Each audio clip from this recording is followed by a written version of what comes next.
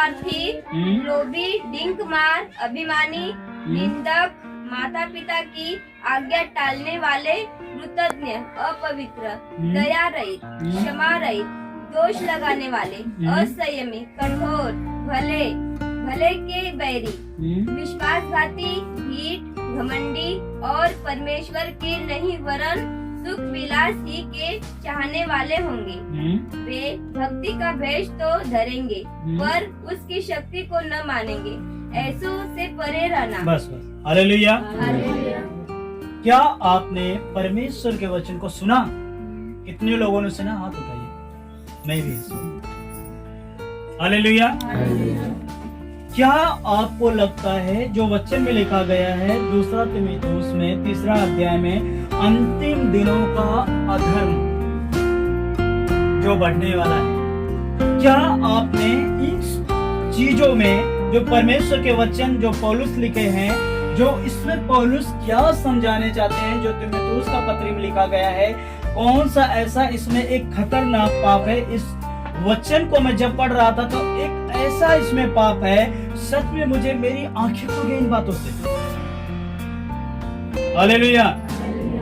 सब वचन को मैं पढ़ रहा था, जब अंतिम वचन को मैंने पढ़ा तो वचन में लिखा गया है,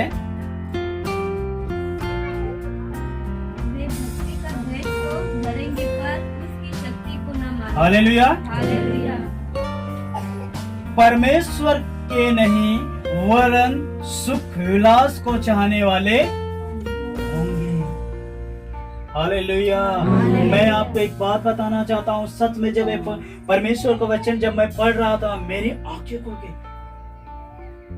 सबसे खतरनाक परमेश्वर के छोड़, मतलब परमेश्वर को छोड़कर सुख विलास को ढूंढेंगे। परमेश्वर को छोड़कर सुख विलास को ढूंढेंगे। कि मेरे पास बंगला हो, मेरे पास गाड़ी हो। इसीलिए परमेश्वर का वचन कहता है, कोई व्यक्ति समझदार नहीं, कोई व्यक्ति परमेश्वर को छोड़ने वाला नहीं। हालेलुया। परमेश्वर का वचन कहता है, कोई भी व्यक्ति, मतलब परमेश्वर को नहीं ढूंढेंगे। वचन में लिखा गया है, अंतिम समय का अधर्म इतना बढ़ जाएगा कि परमेश्वर को लोग छोड़कर सुख और विलास को ढूंढेंगे कि मेरे पास मेरी जरूरत वाली चीजें मेरे पास हो। हालेलुया। मैं तो ये समझता हूँ, हालेलुया, मैं तो ये समझता हूँ, इन बातों को समझता हूँ, अगर मेरे पास भले कुछ ना हो, मेरे पास मेरा परमेश्वर है, मेरा प्रभु है, तो मेरे पास सब कुछ है। आमीन, आमीन, आमीन। मेरे पास सब कुछ है।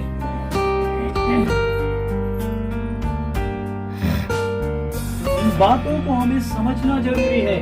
परमेश्वर का वचन समझाना चाहता है कि लास्ट समय में लोग, जो युग इस समय हम जी रहे हैं, जिस युग में परमेश्वर का वचन कहता है, लोग परमेश्वर को छोड़कर, परमेश्वर के वचन के अनुसार न चलकर, परमेश्वर के वचन का आज्ञा न मानकर उन चीजों के पीछे ढूंढेंगे जो उनको चाहिए, जो उनको ऐसा लगे कि मेरे पास सब कुछ हो, मुझ में यही सब खुशी है, इन चीजों में खुशी है। हालेलुया। मैं नहीं कहता हूँ कि हमें अमीर नहीं होना है, मैं ये नहीं कहता हूँ कि हमारे पास पैसा नहीं होना चाहिए। हालेलुया।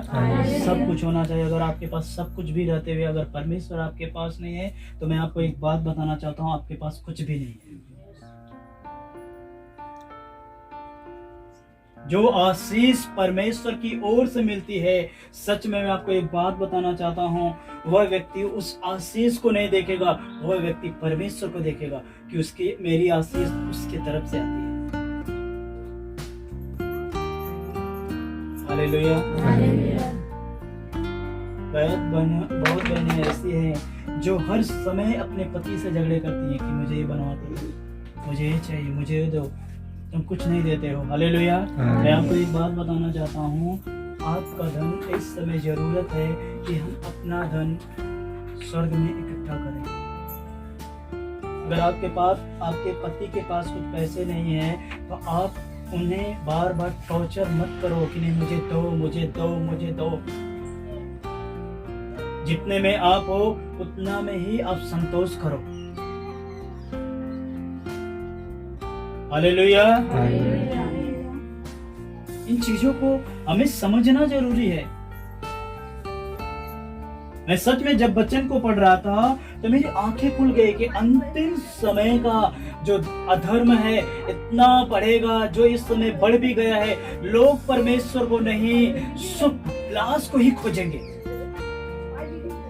क्यों खोजेंगे? क्योंकि उनका पैसा ही परमेश्वर है, उनकी प्रॉपर्टी ही परमेश्वर है।